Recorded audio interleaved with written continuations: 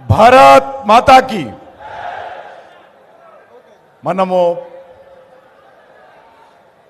అనేక పోలింగ్ బూతుల నుంచి ఇక్కడికి వచ్చాము. అందరూ ప్రశాంతంగా ఉండాలి. భారత్ మాతాకి జై శ్రీరామ్, జై శ్రీరామ్. రెండు చేతులు ఎత్తి చెప్పాలి, జై శ్రీరామ్. నరేంద్ర మోడీ గారి నాయకత్వం. ఈనాటి కార్యక్రమానికి ముఖ్య అతిథులుగా వచ్చినటువంటి భారత ప్రభుత్వ హోంశాఖ మంత్రులు, భారతీయ జనతా పార్టీ సీనియర్ నాయకులు శ్రీ అమిత్ షా గారికి తెలంగాణ భారతీయ జనతా పార్టీ తరఫున, తెలంగాణ ప్రజానీకం తరఫున హృదయపూర్వకమైనటువంటి స్వాగతం పలుకుతా ఉన్నాను. భారతీయ జనతా పార్టీ ఈ రోజు నుంచి పూర్తి స్థాయిలో ప్రతి పోలింగ్ బూత్ లెవెల్లో మనమందరం కూడా ఎన్నికల ప్రచారానికి సిద్ధం కావాల్సినటువంటి అవసరం ఉంది.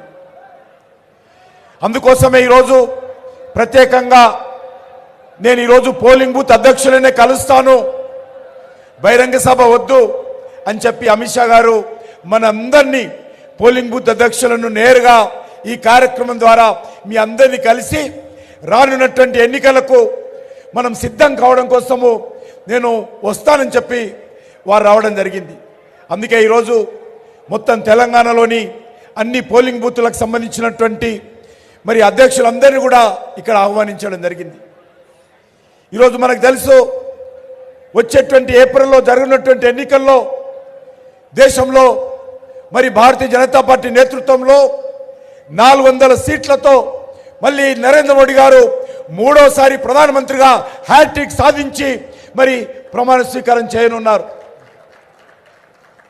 అందులో ఈరోజు మన ముందున్నటువంటి ఎజెండా ఒకటే, ఈ యొక్క తెలంగాణలో అత్యధికమైనటువంటి స్థానాలు భారతీయ జనతా పార్టీ గెలవాల్సినటువంటి అవసరం ఉంది. నరేంద్ర మోడీ గారి నాయకత్వానికి తెలంగాణ ప్రజల మద్దతు కూడగట్టాల్సినటువంటి అవసరం ఉంది. కేంద్రంలో ఏర్పడినటువంటి ప్రభుత్వంలో తెలంగాణ నుంచి కూడా అత్యధికమైనటువంటి పార్లమెంట్ సభ్యులను నరేంద్ర మోడీ గారికి మద్దతుగా తెలంగాణ ప్రజలు ఆశీస్సులు తీసుకొని మనమందరం కష్టపడి పనిచేసి పంపించాల్సినటువంటి అవసరం ఉంది. దానికోసం ప్రతి కార్యకర్త కూడా సిద్ధం కావాల్సినటువంటి అవసరం ఉంది. అనేక రకాల తప్పుడు ప్రచారాలు జరుగుతాయి సోషల్ మీడియాలో కానీ ఇతరత్ర కానీ. కాబట్టి మనం అది కూడా ఖాతరు చేయకుండా ధైర్యంగా ఈరోజు ముందుకెళ్లాల్సినటువంటి అవసరం ఉంది. ఇంతకుముందే సోషల్ మీడియా వారియర్స్ మీటింగు ప్రత్యేకంగా అమిత్ షా గారు వాళ్ళని ఉద్దేశించి ప్రసంగించడం జరిగింది. చాలా ఉత్సాహంగా అన్ని మండలాల నుంచి కూడా సోషల్ మీడియాకు సంబంధించినటువంటి వాలంటీర్స్ ఆ కార్యక్రమంలో పాల్గొన్నారు. ఈరోజు మనకందరికీ తెలుసు, నరేంద్ర మోడీ గారి నాయకత్వంలో దేశంలో ఏ రకంగా అభివృద్ధి చెందింది, తెలంగాణ రాష్ట్రానికి ఏ రకంగా అన్ని రకాలుగా అండగా నిలబడి గత 9.5 సంవత్సరాలుగా తెలంగాణ అభివృద్ధిలో నరేంద్ర మోడీ గారి ప్రభుత్వము కీలక పాత్ర పోషిస్తున్న విషయం మనం చూస్తూ ఉన్నాం.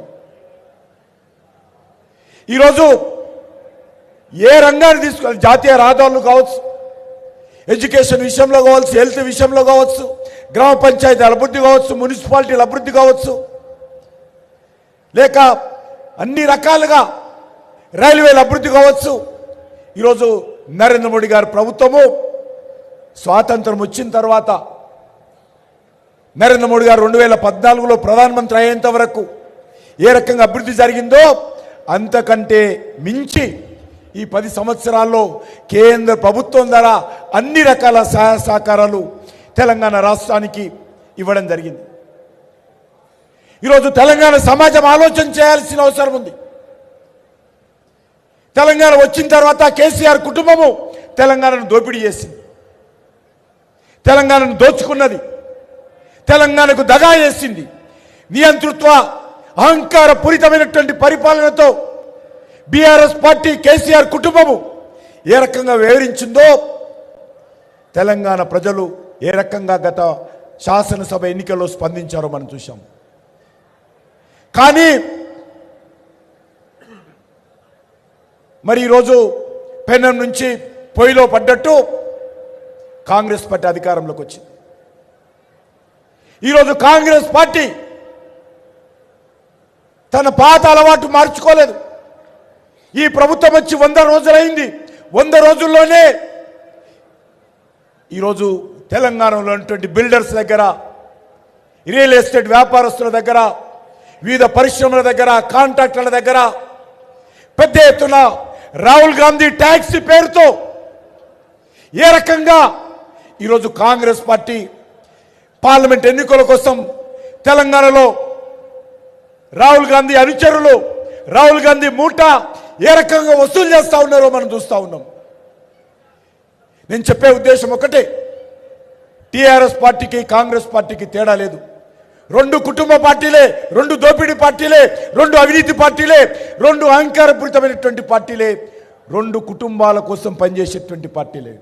అందుకే ఈరోజు మనమందరం కూడా తెలంగాణలో వచ్చేటువంటి పార్లమెంట్ ఎన్నికల్లో మార్పు తీసుకురావాల్సినటువంటి అవసరం ఉంది.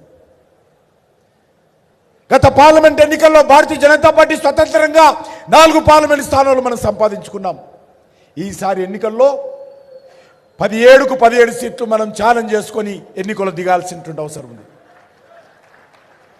ఈవెన్ హైదరాబాద్ పార్లమెంట్ సీటు ఈరోజు పోటీ చేయడానికి భారతీయ జనతా పార్టీ పోటీ చేయడం లేదు. ఈసారి గెలవడం కోసం, అసదుద్దీన్ ఓవైసీని ఓడించడం కోసం ఈరోజు మనం పోటీ చేస్తా ఉన్నాం. చెమటలు పడుతున్నాయి మజ్లిస్ పార్టీకి. ఈరోజు హైదరాబాద్లో ఉన్నటువంటి పేద ప్రజలందరూ కూడా మజ్లిస్ పార్టీ పోవాలి, మజ్లిస్ పార్టీ విరగడ కావాలని చూస్తూ ఉన్నారు. కాబట్టే మనం వీళ్ళందరం కూడా కష్టపడి పనిచేద్దాం. ఈరోజు మనకు తెలుసు, సిటిజన్ అమెండ్మెంట్ యాక్ట్ ఏదైతే ఇంప్లిమెంట్ కాబోతుంది, అది ఎవరికి వ్యతిరేకం కాదు, ఏ మతానికి వ్యతిరేకం కాదు. విదేశాలలో మతం మార్చుకోవాలని దౌర్జన్యం చేసి ఒత్తిడి చేస్తే దిక్కుతోచని పరిస్థితుల్లో వాళ్ళందరూ కూడా బంగ్లాదేశ్ నుంచి, ఆఫ్ఘనిస్తాన్ నుంచి, పాకిస్తాన్ నుంచి వాళ్ళందరూ మన దేశానికి వచ్చారు. ఈరోజు వాళ్ళందరికీ కూడా మరి ఈ యొక్క సిటిజన్ అమెండ్మెంట్ యాక్ట్ విషయంలో మనము తప్పుడు ప్రచారాన్ని ఎదుర్కొని ప్రజలకు వాస్తవ విషయాలు తెలియజేయాలి. పాకిస్తాన్లో హిందువుల మీద దాడులు జరిగితే, హిందువుల మతం మార్చుకోవాలని ఒత్తిడి చేస్తే వాళ్ళు మరి ధర్మం మీద విశ్వాసంతో మతం మార్చుకోవడం ఇష్టం లేకుండా దౌర్జన్యాలను ఎదుర్కొనే శక్తి లేని కారణంగా వాళ్ళందరూ కూడా భారతదేశం వచ్చారు. నేను ఒకటే అడుగుతా ఉన్నాను, సిటిజన్ అమెండ్మెంట్ యాక్ట్ వ్యతిరేకిస్తున్నటువంటి పార్టీలను, వ్యక్తులను, పాకిస్తాన్లో ఉన్నటువంటి హిందువులపై దాడులు జరిగితే, మతం మార్చుకోవాలని ఒత్తిడి చేస్తే వాళ్ళు భారతదేశంలో రాకుండా మరి ఏ దేశానికి వెళ్తారో చెప్పాల్సింది కోరుతా ఉన్నాను. హిందువులకు భారతదేశం రక్షణ కల్పించకపోతే, అండగా నిలబడకపోతే ఎక్కడ పోతారు? వచ్చినటువంటి హిందువులు వాళ్ళకు సమాన హక్కులు కల్పించాల్సినటువంటి బాధ్యత ఈరోజు మన దేశం మీద, మన భారతీయ దేశంలో ఉన్నటువంటి రాజకీయ పార్టీల మీద బాధ్యత లేదా అడుగుతా ఉన్నాను. ఎందుకు వ్యతిరేకిస్తూ ఉన్నారు మీరు? అనేక సంవత్సరాలుగా భారతదేశంలోకి వచ్చినటువంటి హిందువులు కనీస హక్కులు లేకుండా అన్యాయానికి గురవుతూ ఉంటే వాళ్ళకు అండగా నిలబడాల్సినటువంటి బాధ్యత మీకు లేదా? ఈరోజు నరేంద్ర మోడీ గారు గత ఎన్నికల్లో మేము ఎన్నికల ప్రణాళికలో ప్రజలకు హామీ ఇచ్చాము, మా పార్టీ అధికారంలోకి వస్తే సిటిజన్ అమెండ్మెంట్ యాక్ట్ అమలు చేసి చూపుతామన్నాము. అది మోడీ గ్యారంటీ. ఆ మోడీ గ్యారంటీ ఇచ్చిందంటే మాట తప్పము, మడమ తిప్పము. ఈరోజు తెలంగాణ ప్రజలు కానీ, భారత ప్రజలు కానీ గుర్తుపెట్టుకోవాలి, ఇచ్చిన మాట మీద నిలబడినటువంటి పార్టీ భారతీయ జనతా పార్టీ. అందుకే సిటిజన్ అమెండ్మెంట్ యాక్ట్ విషయంలో కార్యకర్తలందరూ అన్ని రకాలుగా సమర్థవంతంగా మన మీద జరిగేటువంటి తప్పుడు ప్రచారాన్ని ఎదుర్కొని ఈరోజు నరేంద్ర మోడీ గారికి తెలంగాణ ప్రజలందరి తరఫున అండగా మరి మద్దతు సమీకరించాల్సినటువంటి బాధ్యత మన పైన ఉన్నదనే విషయాన్ని మనవి చేస్తూ, వచ్చే పార్లమెంట్ ఎన్నికల్లో మనం అందరం కూడా కష్టపడి పనిచేద్దాము. వచ్చేటువంటి ఎన్నికల్లో మరి ధర్మం కోసం పనిచేసేటువంటి పార్టీ, న్యాయం కోసం పనిచేసేటువంటి పార్టీ, దేశం కోసం పనిచేసేటువంటి నాయకుడు, పేద ప్రజల కోసం పనిచేసేటువంటి నాయకుడు, దేశ అభివృద్ధి కోసం పనిచేసేటువంటి నాయకుడు నరేంద్ర మోడీ గారి నాయకత్వంలో మనమందరం కూడా కలిసి ఐక్యమత్యంతో పనిచేద్దాము. జరిగేది ధర్మయుద్ధము. ఆ ధర్మయుద్ధానికి మనమందరం సిద్ధంగా ఉండాలని చెప్పి మీ అందరూ కోరుకుంటూ సెలవు తీసుకుంటున్నాను.